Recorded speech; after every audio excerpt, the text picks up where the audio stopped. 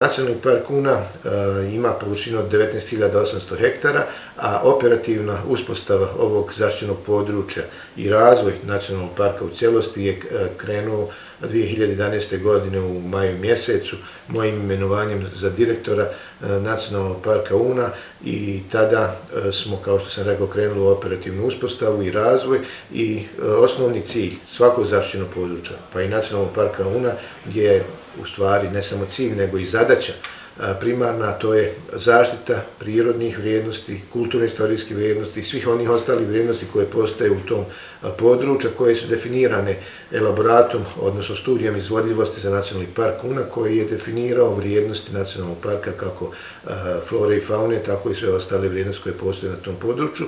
I u skladu sa kategorizacijom IUCN-a, Međunarodnom organizacijom za zaštitu prirode, prema kojoj se sva zaštićena područja u svijetu kategoriziraju, imali smo, odnosno dobili smo mogućnost da ovo područje gornjeg toka rijeke Une proglasimo nacionalnim parkom, odnosno kategorijom 2 prema IUCN-u.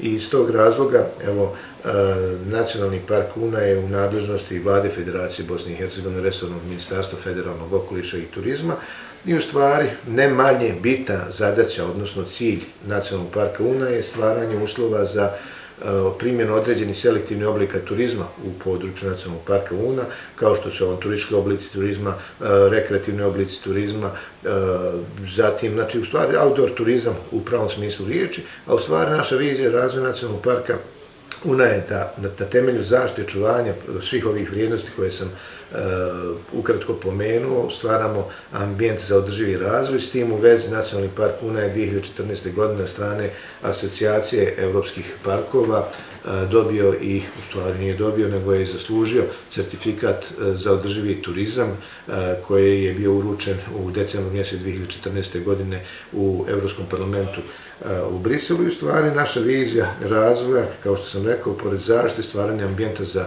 razvoj turizma, promociju sveukupnih vrijednosti turističke ponude pojedinih turističkih proizvoda unutar nacionalnog parka na ciljanim turističkim tržištima, kako u zemlji, okruženju, Evropi i inostranstvu, je u stvari iz godine u godinu ta vizija se pretvara u stvarnost da turizam, zahvaljujući Nacionalnom parku Una na ovim prostorima, ne samo u području Nacionalnog parka Una, nego i na području grada Bihaća, prvenstveno i sve više i na području Unsko-Sanskog kantona, postaje prirodna grana broj 1.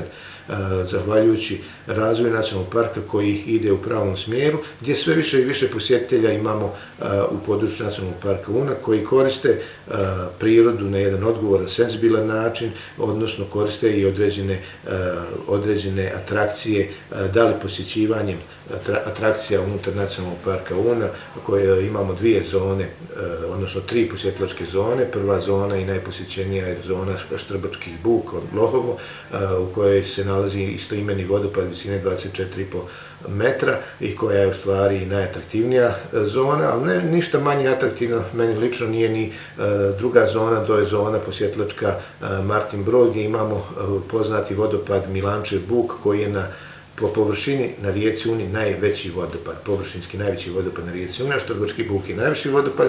I treća posjetilačka zona je zona Kulen Vakufa, malog mjesta u središtu Nacionalnog parka Una, najurbanije mjesto u Nacionalnog parka Una, kojeg krasi pored rijeke Une bogatstvo kulturno-istorijskih spomenika koji se nalaze u području nacionalnog parka, prije svega iz osmanskog perioda Sultana Ahmedova džamija, zatim iz srednjovjekovnog perioda imamo srednjovjekovni grad Ostrovicu i ostatke starog grada Havala, a isto tako u Martin Brodu iz 15. stoljeća imamo i pravoslavni manastir Rmanj, koji je u stvari i nacionalni spomenik Bosne i Hercegovine, tako da u sinergiji prirode, kulturno-istorijske baštine i tradicije običaja ljudi koji žive na tim područjima, u stvari baziramo našu turističku ponudu koja treba da bude sveobuhvatna, iz godine u godinu ona je sve bolja u smislu kvalitete i mi možemo reći i pohvaliti se da je Nacionalni park Una,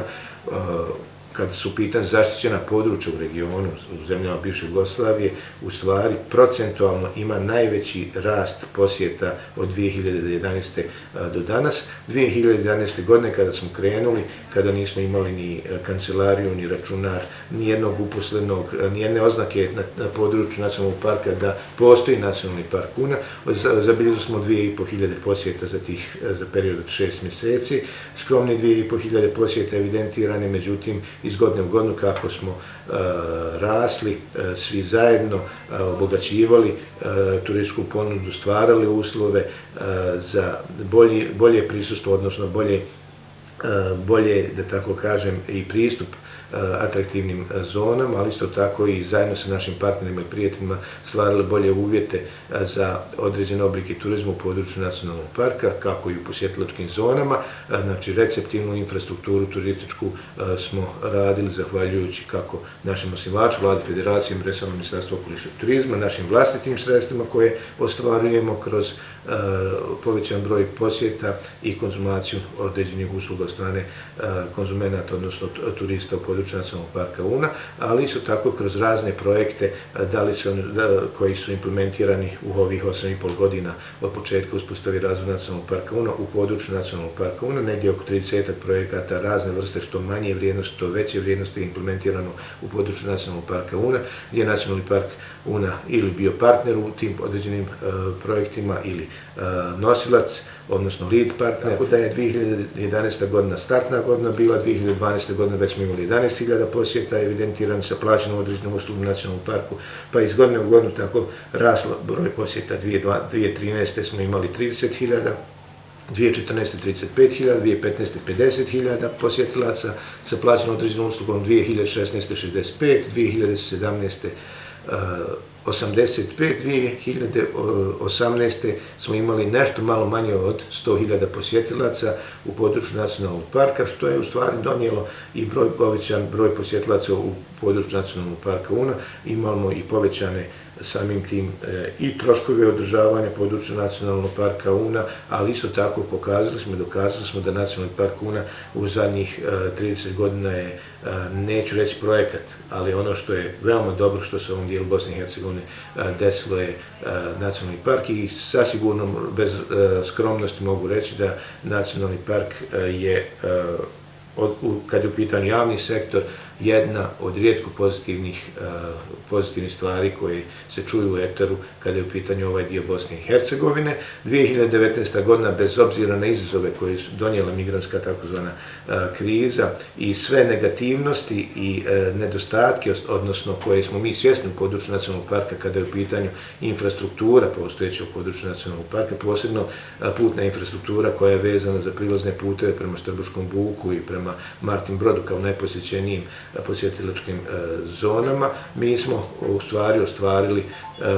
i ove godine povećanje već u odnosu na prošlu godinu koja je bila rekordna. Svaka godina za nacionalni park je bila bolja od prethodne kada je u pitanju ostvaren broj posjeta. Mi smo već imamo 15% više povećanja u odnosu na cjelokupnu prošlu godinu, što znači da ćemo evo do kraja godine, ova 2,5 mjeseca, negdje ostvariti između 120 i 125.000 posjeta sa plaćenom određenom uslugom nacionalnom parku, odnosno neki 20 do 22% više u odnosu na prethodnu godinu, što još jednom dokazuje da nacionalni park Una korača upravo onim putem koji je prosperitetan.